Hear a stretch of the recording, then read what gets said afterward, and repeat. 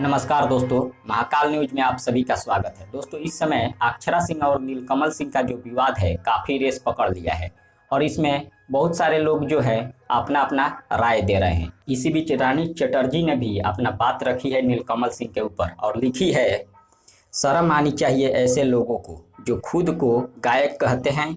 ये बार बार हो रहा है। ये बात सिर्फ अक्षरा की नहीं है, बात पूरे भोजपुरी समाज की है। यहाँ हम सब भोजपुरी सिनेमा के लिए जी जान लगा रहे हैं और ये कुछ ऐसे कलाकार हैं सिर्फ लाइक के लिए किसी लड़की को मजाक बना दे रहे हैं।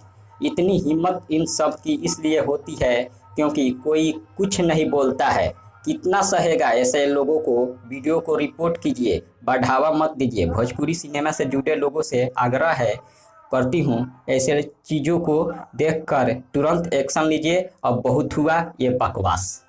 ये जो पोस्ट है रानी चटर्जी जी ने की है अपने फेसबुक के जरिए। अब इसके बारे में आप सबका क्या राय है, कमेंट के जरिए हम जरूर बताइए। तब तक मिलते हैं अगले वीडियो में। धन्यवाद।